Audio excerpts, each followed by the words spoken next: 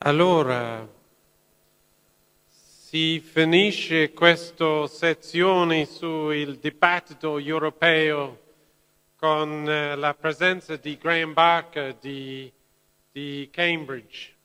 Con Greame, lui era membro di questa troika che ha iniziato il progetto di Montarrenti. Oggi lui parlerà di suo survey a Montarrenti, descrivendo tutti i vari elementi di quell'episodio in nostra vita.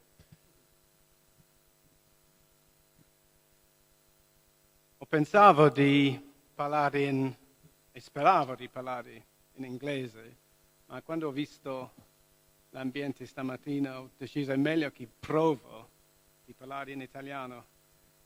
Riccardo era un gran amico, siamo stati nati nello stesso anno. E una volta lui ha detto che Graham, tu parli in italiano perfettamente, ma senza una traccia di un accento italiano o senza una traccia della grammatica italiana. Allora, proviamo. Ovviamente è un privilegio di essere invitato, di parlare a questo incontro su Riccardo. Era prima un collega e poi un gran amico. Quando era direttore della scuola britannica, negli anni '80, lui era sempre pieno di generosità verso me, a mia famiglia. Siamo andati per esempio a sciare insieme e lui era lo stesso Riccardo sulla neve, come nell'archeologia, pieno della gioia e la furia, della bestemmia, sempre, che abbiamo amato come un collega. Per gli ultimi 15 anni non ho lavorato in Italia.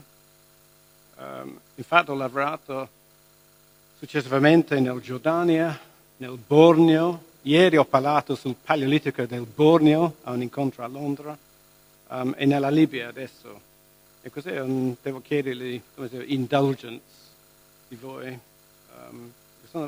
Certamente sono fuori campo per le cose qui, ma allora provo di parlare di Riccardo, del ricognizione di Montarrenti e il sviluppo di Archeologia del paesaggio dopo, anche il contributo di Riccardo. Come detto, ho incontrato Riccardo per la prima volta negli anni '70, quando ero nell'ultima fase qui è il riassunto delle cose che parlo prima del contesto della ricognizione di Montarrenti e poi i risultati di quel lavoro, il sviluppo dopo quel progetto degli anni '80 e poi un po' sul sviluppo metodologico dopo, anche un po' sul sviluppo theoretical nell'archeologia del paesaggio, finalmente un po' su Riccardo.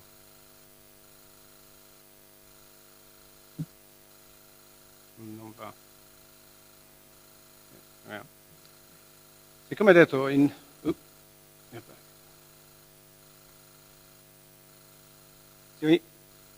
quando ho incontrato Riccardo per la prima volta negli anni '70, ero occupato nel progetto, la ricognizione del progetto della Valle del Biferno, un progetto di prospezione archeologica, scavi, geomorfologia, paleontologia e studio dei fonti. Abbiamo provato di scrivere una storia archeologica del paesaggio a lungo passo della valle, specialmente di studiare i rapporti fra l'ambiente e la gente, come la gente ha cambiato la valle, come la valle ha cambiato le vite della gente, dal Paleolitico fino adesso. La metodologia che abbiamo usato è quel sistema di field walking di John Moore Perkins, il direttore della scuola britannica, usato negli anni 50 e negli anni 60 nell'Etruria meridionale, in cui l'equipe di archeologi hanno camminato sistematicamente sui campi arati, di fare un raccolto dei cocci nei campi arati. È un sistema che è stato trovato un gran successo. Per esempio, vediamo qui una carta, una mappa della rete di insediamento nell'epoca romana imperiale. Nel progetto di Bliferno,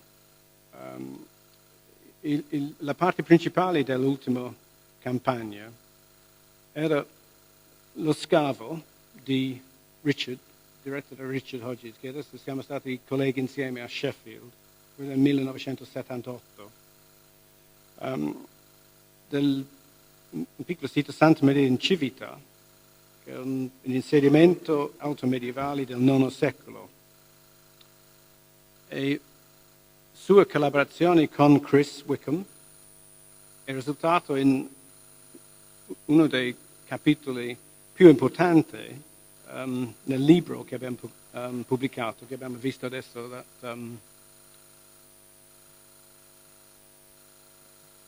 quel libro, Mediterranean Valley, in cui Richard e Chris hanno dimostrato la complessità dei rapporti fra fonti archeologici e fonti scritti nel problema di incastellamento. E l'anno dopo Richard è stato invitato dalla soprintendenza del Molise di investigare la potenzialità per un progetto archeologico sull'abbazia di San Vincenzo al Volturno. E dall'inizio quel progetto è stato concettato come un scavo a grande scala dell'abbazia e anche una ricostruzione del territorio dell'abbazia. In questi anni Riccardo era scavando a Scalino e con i suoi scavi brillanti hanno dimostrato i stessi tipi di capanne semplici di legno che Richard ha trovato a Santa Maria in Civita. Anche questo progetto, in un certo senso, è stato involto in un elemento di studio del paesaggio. Qui è Scalino nel contesto del paesaggio, ma non è un lavoro sistematico. E Riccardo era, intrigued, molto interessato dell'approccio del progetto del Biferno, un progetto interdisciplinare, anche un studio della storia totale di un paesaggio, da una parte, anche il progetto di Richard a San Vincenzo. Almeno che Molise per Riccardo era, se non sulla Luna, era quasi lo stesso, nel senso del prospettiva di un toscano come Richard Molise. E il progetto del Biferno, quello di San Vincenzo e quello di Scalino, erano le fondazioni per il progetto di Montarrenti, che è stato concettato da Richard e Riccardo come un training program dei studenti fra le nostre due università di Sheffield e Siena, con l'obiettivo di provare di capire un inserimento toscano altomedievale nel suo contesto del paesaggio, fra una combinazione dei scavi, di ricognizione sistematica, anche un programma di geomorfologia sistematica diretto da un collega a Sheffield, David Gilbertson. E abbiamo lavorato nella campagna per 5 anni di 3 settimane, dall'82 all'86. La ricostruzione di Montarrenti ha 3 obiettivi: di ricostruire la storia di insediamento nel paesaggio vicino a Montarrenti, non la storia, ma la natura di insediamento al tempo di Montarrenti. Quello è il primo obiettivo. e poi anche di investigare la storia long term, e terzo anche di provare training per gli studenti. E così il lavoro ha proceduto lentamente, così perché gli studenti hanno di dividere il lavoro, di dare opportunità a tutti gli studenti di guidare l'equipe, eccetera.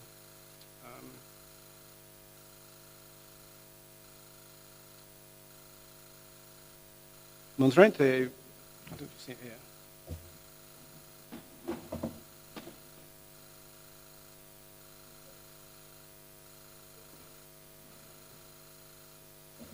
tecnologia.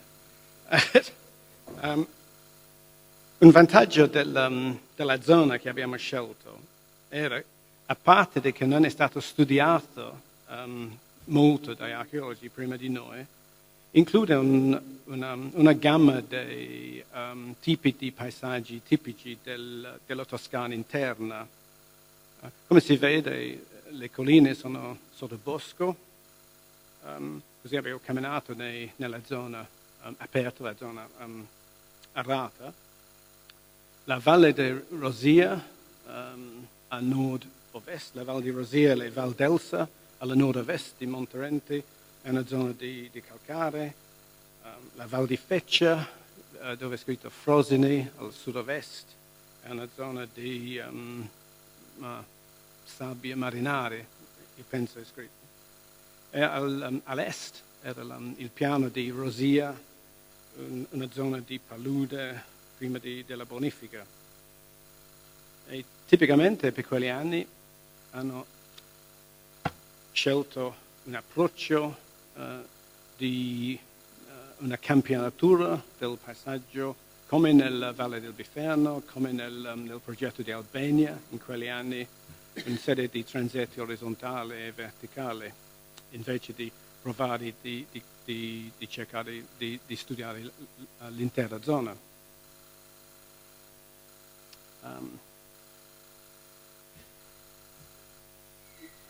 L'alluvione oligocene sicuramente ha coperto in gran parte specialmente della piana di Rosia, ma abbiamo trovato una buona scelta di evidenza preistorica, paleolitica per esempio, paleolitica media, paleolitica superiore, specialmente distribuzioni sparsi di selce ai confini del piano di Rosia, in effetti ai confini dei laghi antichi, evidenza per i cacciatori, raccoltori mobili. Abbiamo trovato anche un piccolo gruppo dei siti neolitici, calcolitici di età del bronzo, specialmente nelle stesse località, non siti ma evidenza sparsa litica, evidenza forse per la caccia e per pastorizia, ma anche piccoli siti nel Val d'Elsa e la Val di Rosia.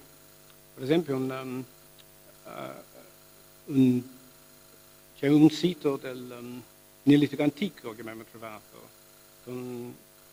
sulle margini della Val di Rosia, e non abbiamo scavato siti, era soltanto una ricognizione, ma quel sito è tipico come il sito nello stesso tipo di zona e forse lo stesso tipo di archeologia che il sito neolitico scavato di Simon Stoddard nel bacino di Gubbio, il sito di San Marco, ai confini di una zona di palude, in quell'epoca le piccole, come si dice, le buche, le piccole capanne.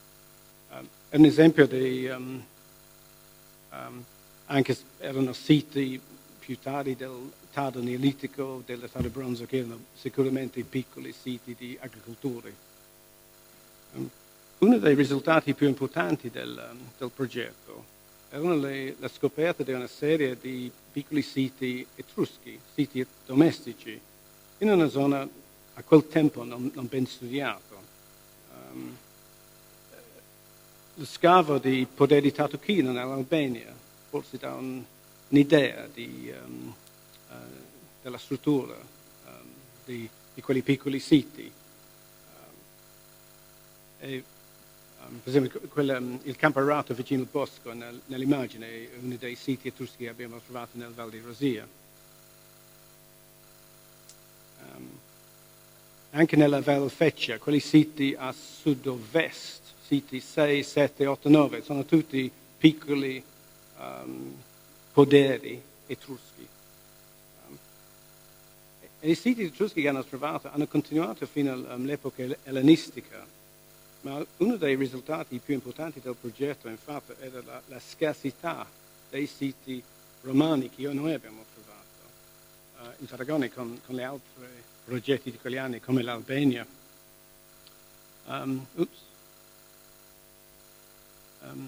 Abbiamo trovato soltanto un sito tipico di una villa romana, che è scritto sito 1 a nord-ovest della zona, nel Val d'Elsa, vicino Pieve a Scuola. È un sito di qualche secolo, ma molto modesto a paragone delle ville del grandezza simile come nell'Albania, senza cosa architettonici, eccetera.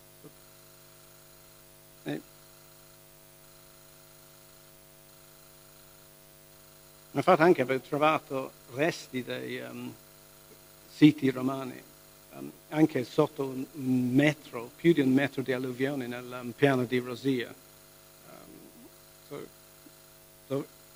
Sicuramente sono siti romani coperti, sepolti, ma allo stesso tempo è chiaro che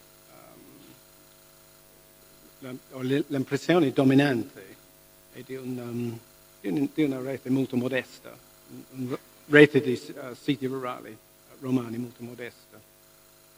Evidenza per la sequia, la piana di Rosia, con i siti forse sotto più di un metro di alluvione.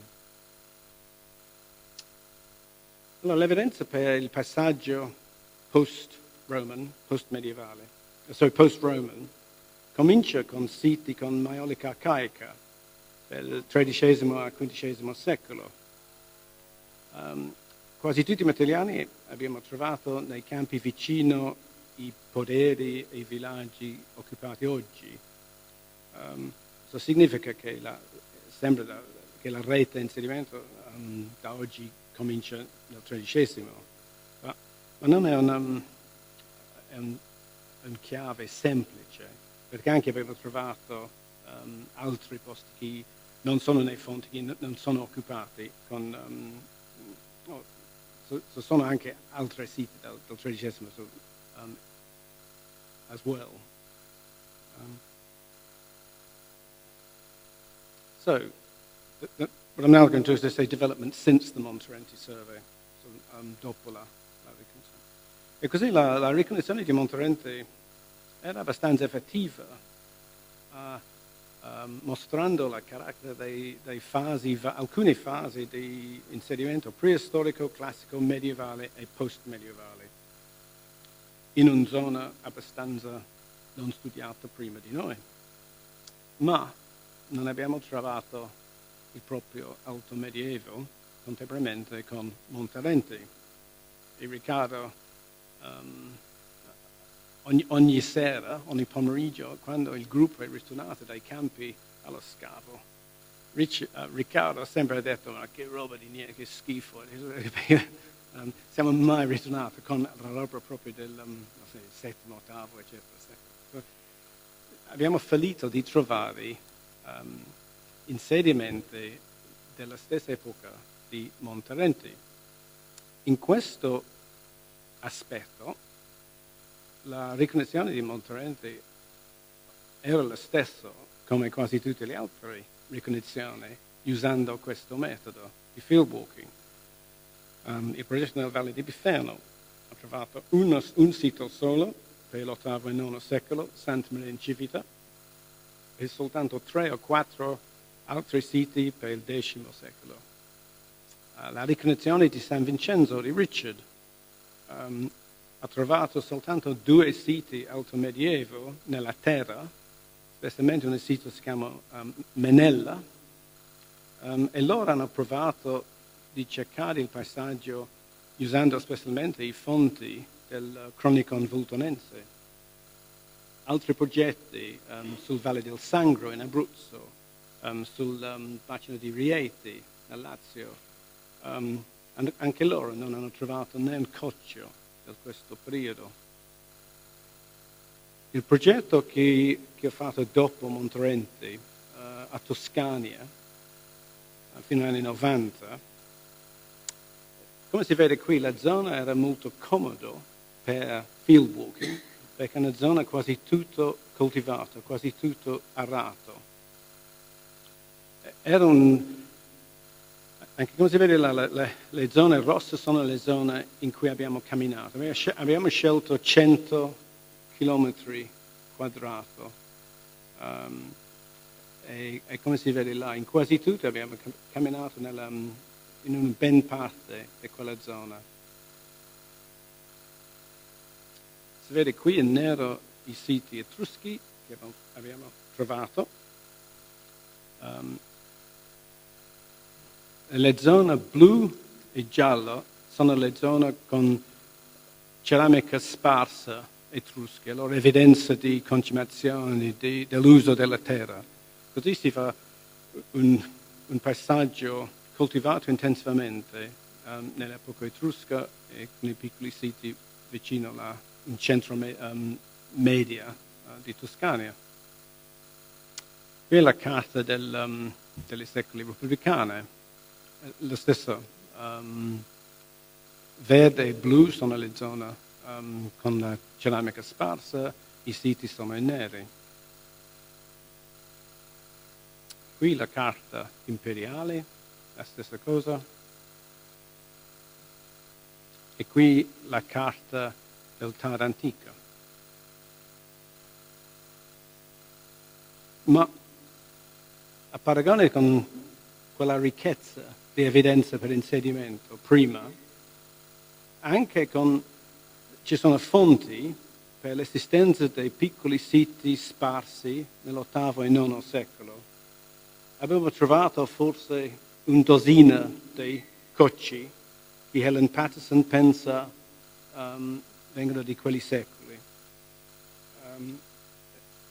Il primo periodo altomedievale o medievale che abbiamo trovato è XI secolo. Abbiamo trovato quasi una trentina di piccoli siti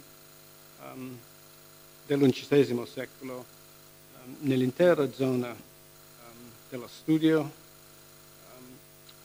E dai fonti sappiamo dei castelli, allora è un contributo al nostro lavoro, alla mappa che sappiamo, che conosciamo dei fonti.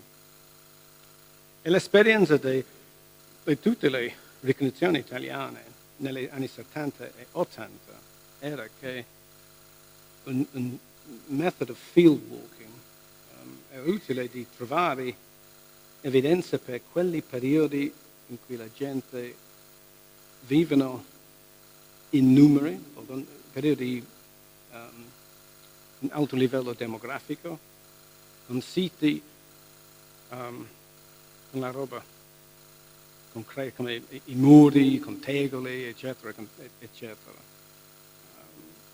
Ovviamente periodi come etruschi, romani. Qui si vede una villa romana distrutta negli anni 70 nel Valle di Molise. Invece per i secoli alto medievali abbiamo una gente rurale molto più basso, con ceramica, tipi di ceramica che erano regionali invece di imperiali, regionali, che sono difficili di datare, qualche volta non sono ben fatte, e anche come gli scavi a San Maria in Civiltà, Scalino, Montarrenti, quegli scavi di Marco Valente, a Poggibonsi, anche la gente che vivono in posti nucleati, case di legno, eccetera. E forse un esempio con più successo di overcome questi problemi metodologici è stata la ricognizione a Farfa, vicino all'abbazia di Farfa, di John Morland di Sheffield. All'inizio di quel progetto hanno studiato un transetto di campagna del Tevere all'abbazia, nei collini sabini. Hanno trovato una serie di poderi romani, ville romane, dal I al V secolo.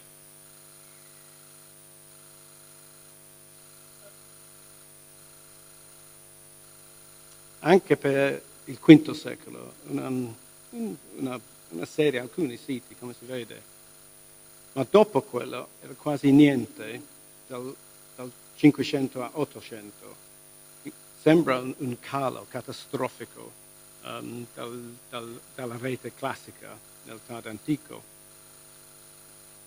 E John Morland ha scelto un sito, Casale San Donato, per scavi, perché la ricostruzione ha trovato la ceramica del X e XI secolo, e anche erano fonti dell'VIII secolo nell'abbazia, chi scrive di questo sito.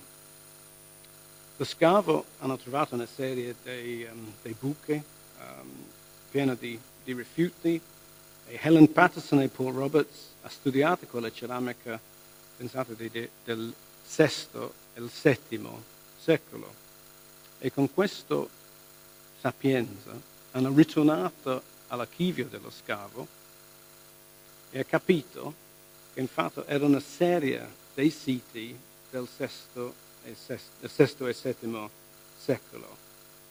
Così è un'evidenza per una continuità dalla rete romana, invece di un paesaggio vuoto.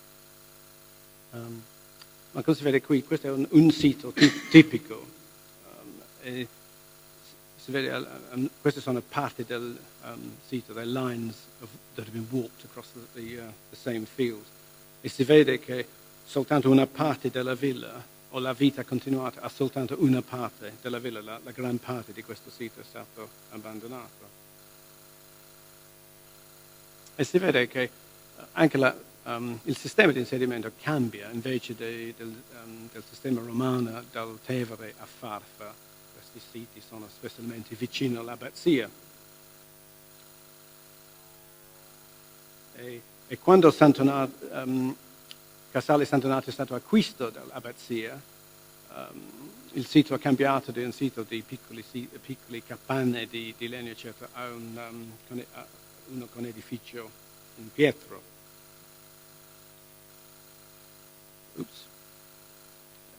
Questo è un esempio, nel senso to bear,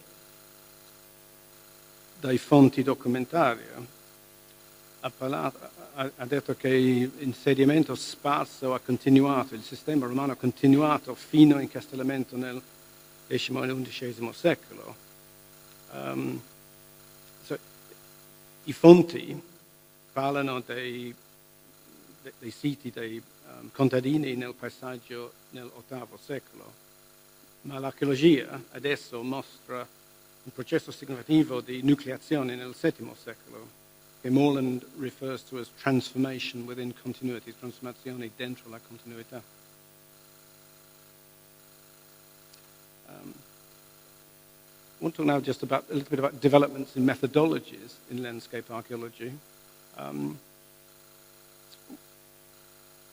One of our concerns nel Mediterraneo negli anni 70 e 80 era la difficoltà o l'impossibilità di paragonare i risultati dei progetti diversi a causa della variabilità delle metodologie usate. E questo dibattito è il contesto del Populous Project the Archeology of Mediterranean Landscapes, che io ho coordinato a Leicester con il mio collega David Mattingly negli anni 90. Abbiamo usato un'equipe europea di lavorare, di studiare questi 5 temi. E come si vede, Riccardo, con Helen Patterson come ricercatrice, ha coordinato il lavoro di un'equipe basata qui a Siena the analysis of plough soil assemblages, gli studi della ceramica, le cose che ho parlato prima come a Farfa. Questo è il volume di Riccardo e Helen, Extracting Meaning from Plough Soil Assemblages. I 5 volumi sono stati presentati a una conferenza a Pisa in maggio 2001 e in genere pensiamo che il volume di Siena è uno dei più forti dei 5. Non abbiamo provato di scrivere un cookbook di ricette ideali come metodologie di studiare il paesaggio, ma il progetto ha trovato successo di bring together archeologhi da diverse tradizioni intellettuali e di encourage them, di riflettere sulle metodologie usate. Ma è vero che un fallimento di quell'approccio è difficile. Non posso pensare di un esempio di un archeologo del paesaggio che ha provato di scrivere sulle temi mediterranee europee, specialmente parliamo delle regioni, piccole regioni. Per esempio di dimostrare la rilevanza di nostro tipo di lavoro per l'idea di Peregrine Horden e Nicholas Purcell in The Corrupting Sea, sua idea di connettività e differenza nella storia mediterranea. And I think, for example, there's a book recently by Sue Alcock and John Cherry called Side by Side Survey, Comparative Regional Studies in the Mediterranean World, which was 2004, and they couldn't really find many examples or any examples of people who are trying to think comparatively across archaeologists, landscape archaeologists, who are trying to think comparatively across Spain, Italy, Greece, and so on. Come il volume sul GIS nel Populous Project ha dimostrato, GIS ha la potenzialità di essere un valore enorme nell'analisi dei passaggi archeologici, ma è vero di dire che ha una potenzialità enorme, ma fino adesso l'uso massimo, l'uso comune è di fare belle mappe in colore, invece la potenzialità è di cercare rapporti fra vari tipi di dati spaziali che non possiamo vedere senza l'uso del computer. Il laboratorio straordinario sviluppato qui da Riccardo è stato at the forefront of questo tipo di ricerche in Italia. In Italia penso che il laboratorio di GIS di Riccardo è il laboratorio principale che ha dimostrato questa vera potenzialità di GIS. Questo è un esempio. L'ultima volta che ero qui, l'ultima volta che ho visto Riccardo, è quando sono venuto qui in febbraio 2004, quando ero membro della commissione per la tesi di Giancarlo Macchi, di cui ho preso questa immagine, sull'incastellamento tra XI e XIV secolo, analisi spaziale e studi quantitativi. I would also say the work at Siena has been invaluable both for demonstrating the potential of GIS to advance understanding of significant historical questions, but also for managing the archaeological resource, which is what the next session will be. Un altro sviluppo fondamentale che anche abbiamo entrato nel Populous è stato nelle tecniche di geofisica, specialmente di fare lo studio rapido di intere città, come si vede qui per esempio nel lavoro di Martin Millett e Simon Kay sulle le piccole città nell'Italia romana. Un altro metodo che non abbiamo visto qui è l'uso del geochimica. Questo abbiamo usato il nostro progetto nel Giordania, di studiare la storia miniera. Ho parlato con Riccardo di quello. What we've done, this valley in Jordan was the site of the earliest metallurgy in the Near East for copper, and it was also the center for copper mining in the Eastern Roman Empire.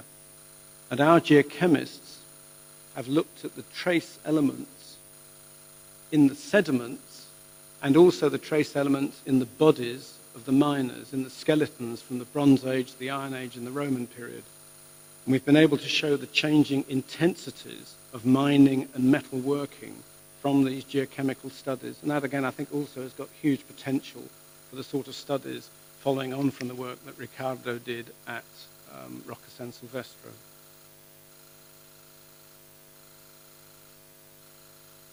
I think just finally I wanted to say something about theoretical developments, and I'll read this fairly quickly in English. It's more difficult for me. The Montarrenti survey was undertaken within a broadly processual theoretical framework that is still the norm, it's still usual in most Mediterranean survey work. The objective being, within the limitations of taphonomic constraints, to attempt a more or less objective reconstruction of past settlement patterns. The post-processual theoretical agenda, for example from Ian Hodder, had set out, for example, in Barbara Bender's Landscape, Politics and Perspectives, has critiqued this kind of landscape archaeology and regional settlement analysis as what the geographer Dennis Cosgrove called an impersonal expression of demographic and economic forces, arguing instead that past landscapes, like present landscapes, are culturally and symbolically constructed and multivocal in the sense that they would have been experienced by different people in different ways. One significant development pioneered by Chris Tilley has been to use phenomenological approaches to attempt to discern from present-day observations and experiences how past landscapes would have been experienced in terms of movement, vision, sound, and so on. This kind of work has been informative in a few key case studies, but it's also been critiqued, partly for the difficulties of replication from one scholar to another, but also for failing to situate human experience within the physical environment of the period in question. They tend to critique the processual approaches for having some sort of difference between nature and culture, but actually in many ways, much of this work has been even worse at separating nature and culture. As John Bintliff and I commented in one of the Populous volumes, perhaps the greatest challenge for interdisciplinary landscape archaeology in the coming years will be to bridge the divide between the ecological approaches of the natural sciences to past landscapes on the one hand, and the concerns of social archaeologists on the other, with the interface between human actions and landscapes. It's to bridge the theoretical divide that was caricatured by Tim Ingold as, on the one hand, the processual model of a landscape as what he called an alien and formless substrate awaiting the imposition of human order, and on the other, the post-processual model of landscape as a picture in the imagination, un sogno, surveyed by the mind's eye. And I think one attempt to bridge that gap has been the recent book by Matthew Johnson on ideas of landscape. And the other, I think, importance has been Tim Ingold's unifying concept of what he calls the taskscape, of landscapes as lived contexts experienced by people, and that's been very influential amongst British landscape archaeologists, and particularly his emphasis on any landscape being the accumulated results of different temporalities of human actions, redolent with the marks of previous generations. In other words, as we see here, we tend to think in our landscape studies of a landscape like on the left between phase 1, phase 2, phase 3. And of course, in reality, the landscape in phase 2 was lived by people who also had the vestiges of phase 1 in their world. the landscape of phase 3 has the past. And that sense of the importance of past landscapes for people living in them, of their pasts, must, of course, be very important. I think that's been one of the significant, obvious additions of the post-processual agenda, moving us from the kind of concepts on the left, like the maps I showed you from Montarrenti. Here is the Etruscan map, here is the Roman map, here is the medieval map, to the kind of concept on the right.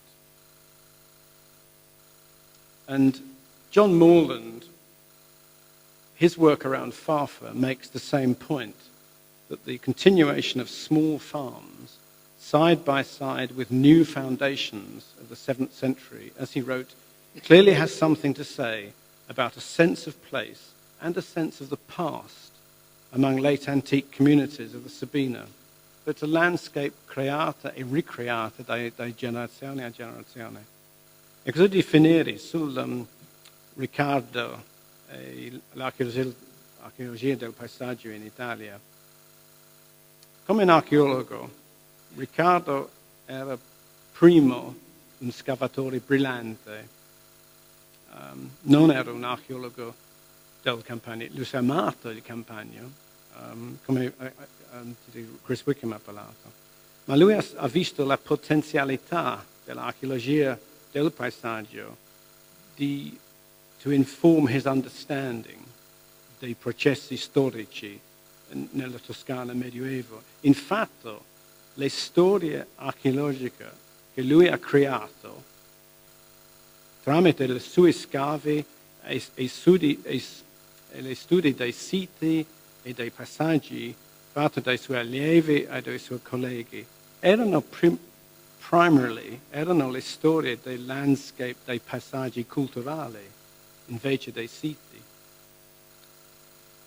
E per me quelle landscape culturali, e penso che Chris ha detto la stessa cosa, che per Riccardo they resonated with his own feelings about his own olive groves and his own vineyards at Antella, and how he felt entwined with the lives of the contadini Toscani who had been there before him. And Richard said that Chris had made exactly the same point.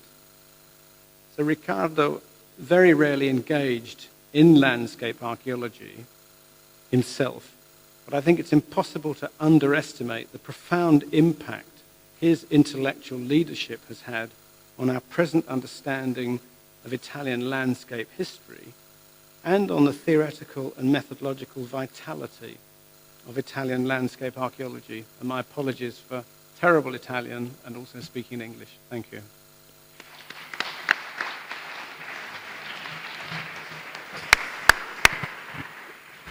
Grazie mille, Graham. Mi pare questo è stato un intervento di grande importanza per tutti noi, non soltanto perché Graham ha parlato del paesaggio, dell'archeologia, del landscape, ma il fatto che questo è un contributo che è sicuramente, cominciando per Riccardo 25 anni fa, ha iniziato il suo interesse nella carta archeologica di Toscana e poi ha contribuito su questa meravigliosa database che è così importante per Toscana, per il laboratorio qui e francamente per il futuro della valorizzazione di archeologia in Italia.